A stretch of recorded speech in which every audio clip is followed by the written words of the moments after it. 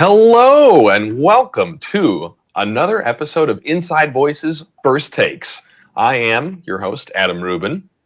And I am your co-host, Colin Binnig. Indeed so. And today we are going to discuss the film that we've both just seen, Guardians of the Galaxy 2.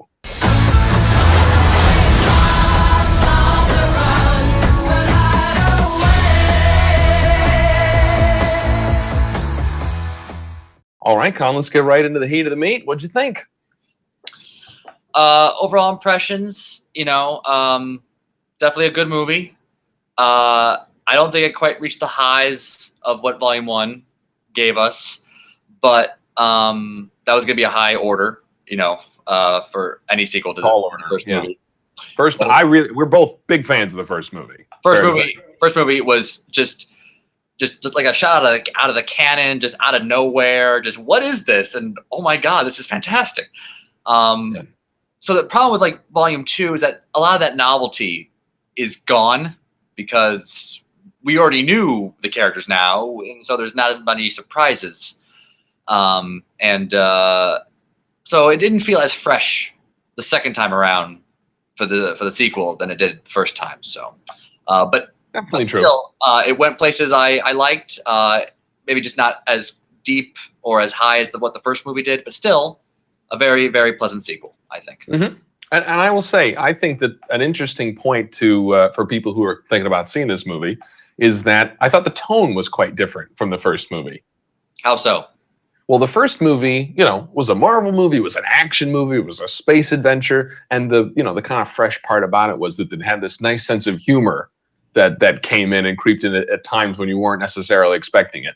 This one, to me, was much more cartoonish. This one played much more as just a straight comedy all the way through, jokes all the way through.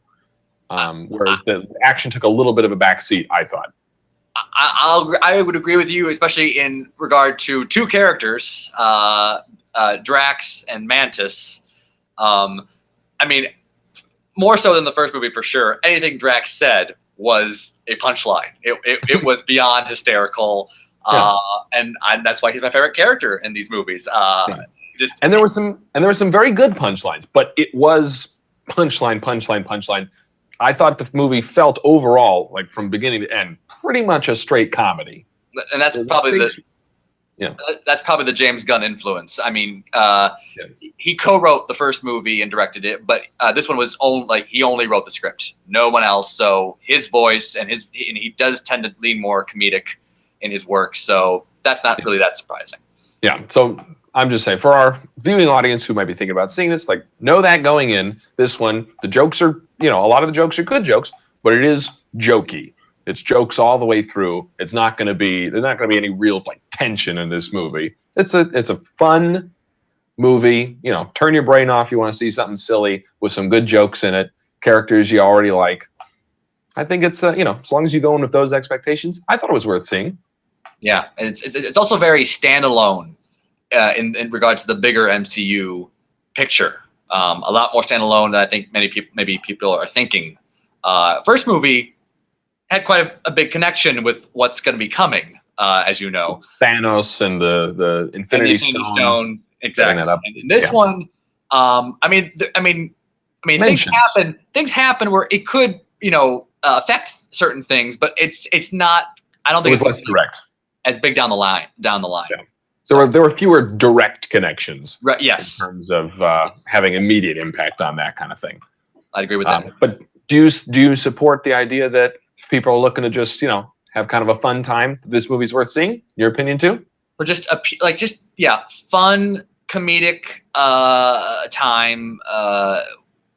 Go see Guardians of the Galaxy Volume 2 for sure.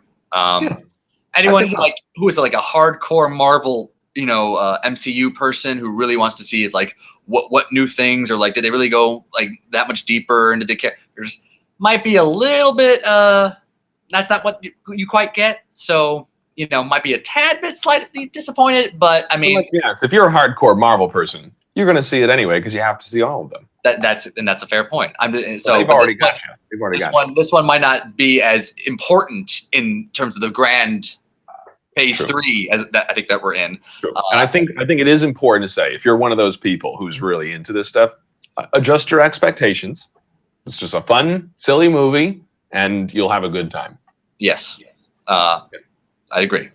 All right, so that's our recommendation. Go see the movie. From here on out, we're going to get a little bit deeper into the weeds on this thing. So, spoiler alert, from here on out, go watch the movie, come back, and then hit play again. We'll wait. All right, welcome back. Hope you enjoyed it. Let's get right into the movie. So, Colin, deeper thoughts time. What do you think? So this movie is a conundrum in terms of, like, at times, we talked about its humor before, but at times it also really tries to go for the emotion. And at times it works. Like, Yondu gets so much more depth in this movie than the first movie. You know, making a bond with Rocket. You know, them having a shared kind of upbringing, I guess. Can I say, this movie, not for fans of subtext. This is a movie where everyone has a line about, I know who you really are and what your real motivation is. You don't let people get because we're the. I mean, oh boy, like not once or twice, like 9 times in this movie.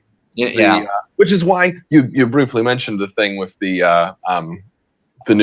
girl with the antennae. Mantis. Yes. Mantis. Good. So you mentioned the thing with Mantis, and that played. Of course, that joke's in the trailer. Really funny joke, because of course you've got Drax, who has no filter anyway, always funny, and you've got Mantis, who spills Star-Lord's not that secret, but still unspoken crush for Greenie out into the open. Gamora. How do you not know the names yet? Names are not my strong suit. I gotta be honest. Unbelievable. On anything. Nobody's names though. I'm not good at names. That's why we have you. You know all the names. But like that. He spills this thing, and you go, that's a really funny joke. But then it turns out that gag is actually the whole movie. Every single character does that. The whole movie. Everybody's really wearing their heart on their sleeve in this movie. It was silly. It was silly. But and at times though it really works. Not just with Yondu. I was going to bring up also Nebula. The fight she has with her sister Gamora, and then she says like, "Well, I wanted a sister in that moment." I'm like, "Damn, this is good. We're getting peel off the layers. I like it. She's not just a one-off. This is good." And again, the impact of that line, significant. You wanted to win. I just wanted a sister. Significantly diminished by the fact that is the 15th such line that we've had in this movie already, because everyone is just saying what they feel time now. I don't think it was that high. I don't think it was that high. It happens a lot, Colin. I know. I'm sure it does. But I mean, it happens 3 times, at least 3 times, just in the scene where Star-Lord gets Gamora to dance with him.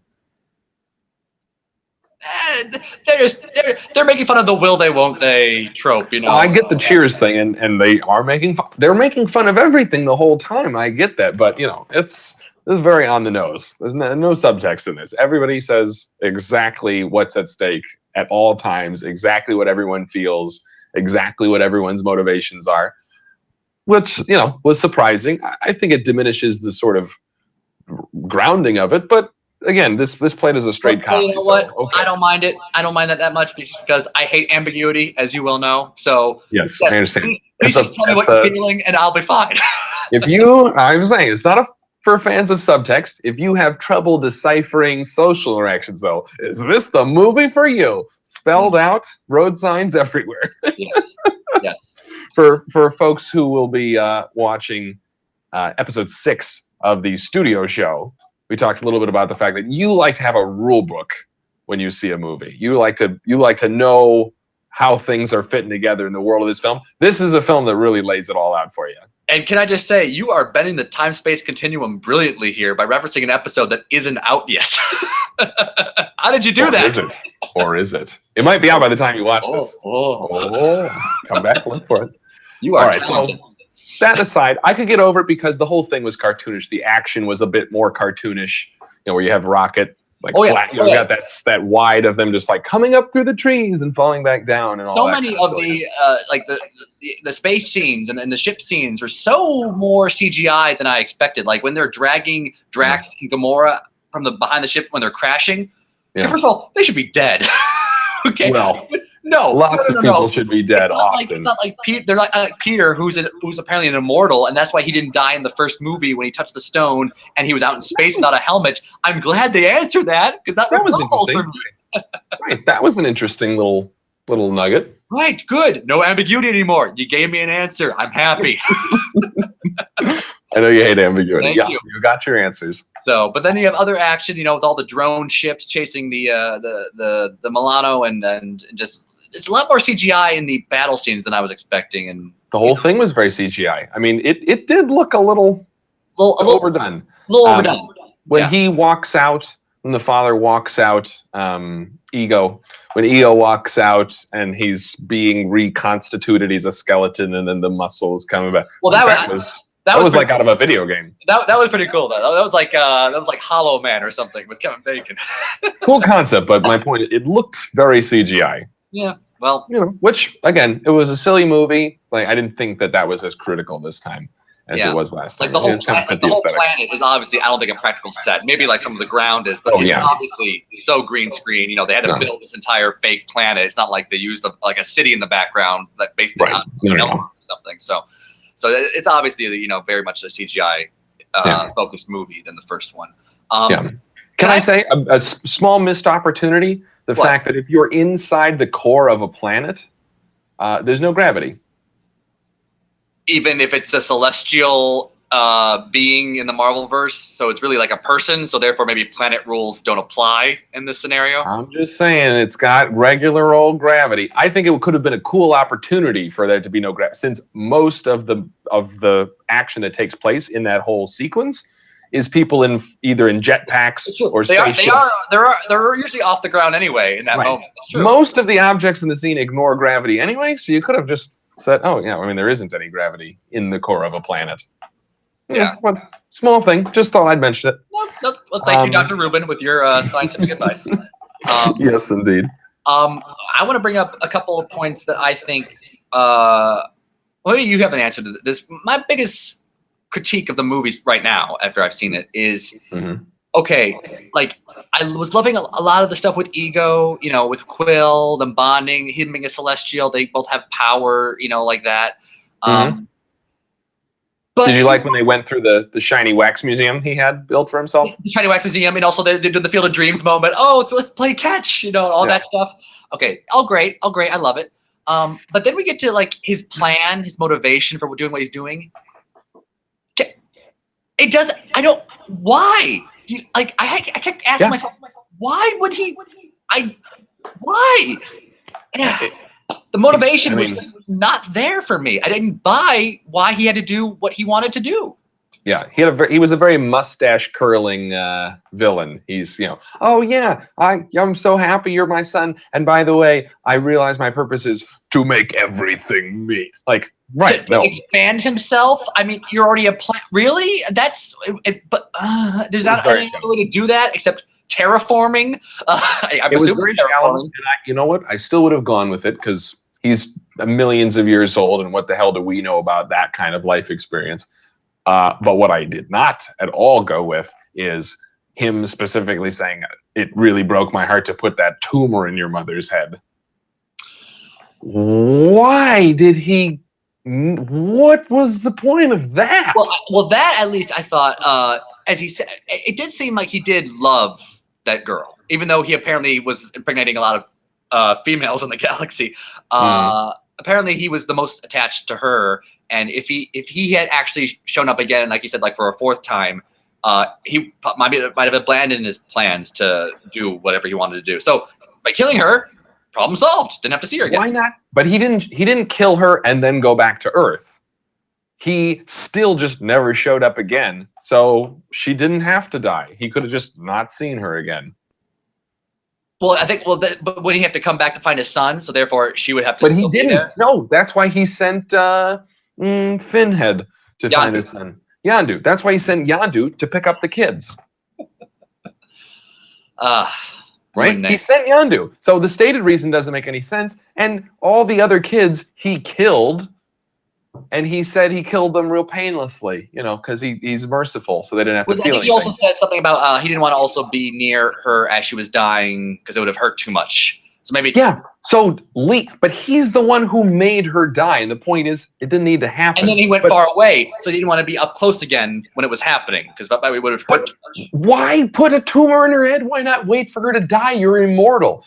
Second of all, everyone else he killed painlessly. Why did you give her brain cancer? That is so not a nice way to go. He didn't just kill her. He poisoned her brain. Like, it's such a crazy. That's crazy. That didn't fit at all. That is nuts. You would think a Celestial would come up with a better method, for sure. That really was like, let me crowbar in a reason for this to somehow be a bad thing for Chris Pratt, so that he has to kill him because you shouldn't have killed my mother. Again, another not subtextual moment. You shouldn't have killed my mother, and what did I forget what he says? You shouldn't have killed my mom and crushed my Walkman. Oh, right, yeah. Let's explicitly list all the reasons we're upset right now. You knew when that Walkman was crushed, like, it's going down now. It was. It was. Funny moment when he becomes a giant Pac-Man. Like, and that's also, a lot of funny moments. My other problem with it was like the repercussions of what almost happened with the expansion of Ego's plant on other planets. We never really deal with that by the end of the movie. Like, remember in the first movie? Not at all. Not dealt with at all. They're awarded by the Nova Corps. They see like the families being reunited, stuff like that. They're given the ship back. You get the sense that they've earned this, and then they stop this expansion from happening on all these planets, and nothing. Like, they don't get any recognition. They don't get like a commendation. All that happens is that we get the funeral, a very touching funeral. Yeah, which was touching. Yeah, we have to give it that. That was a nice. Because even though everybody was way too on the nose about it, they couldn't help but like it. It just was a good scene. It's a good scene. Sure. For a movie called Guardians of the Galaxy, it's like Yondu gets the most appreciation in this movie, shockingly. So I mean, it took a risk by doing kind of a departure from the first movie. I just thought, but that's what made the first movie work so well. Like, right. So I agree with you. I have to say, I think that the departures from the first film were not for the better. It's a sillier movie. It's a goofier movie. There are good jokes in it, and I had a nice time, but it's not a great movie like the first one is. I'm not going to, I don't feel compelled to see it again. I wouldn't say it's great. I mean, I could see it again. I didn't see it in IMAX when I saw it just now. And apparently they did some like special IMAX shots or something. Well, for sure, the whole MGM roller coaster ending will look better in IMAX. Let's be in the pilot seat. Let's just go over. It was very like, oh yeah, this will be great for the ride later. Like, why is this movie doing this? It was all over the place. There was so much going on the whole movie. Yeah. It was kind of a disjointed, just silliness. And similar to the movie itself, but like the soundtrack, a big part in these movies. Still great. But I think I still prefer the first one more. I think the tunes were just a little bit better. But I mean, Fleetwood Mac. They leaned very heavily on the music in this one. Well, yeah. Well, in the first one too, the music is a character almost itself. But I think I like the first movie soundtrack a little bit more than the second one still. But I mean, not bad. Just prefer the first one. So kind of like the movie. So yeah. Fair enough. Well, I have to say, it was the highest production values I've ever seen in an episode of Futurama. So you have to give it that. That brain. That giant brain really put the original series to shame. And the best of the 5 endings in the credits was the third one when they talk about Adam. Do you know what that's a reference to? Me. Well, but I do know that Adam is a character who has an Infinity Stone. It's Adam Warlock. It's Adam Warlock. He's like the most powerful, like, good guy that's might be coming. So we shall see. So overall, what do you give it, Colin? Out of 10, give it a score. Out of 10, I would give it a 7. 7? You know what? We agree exactly. I give it a 7 as well. So if you're in the mood for a silly movie, go see it. If you already saw it, hope you enjoyed it. And thank you for joining us for another episode of Inside Voices First Takes. Let us know what you thought of the film in the comments below. any other films you'd like us to see and do another episode on, and we'll see you next time.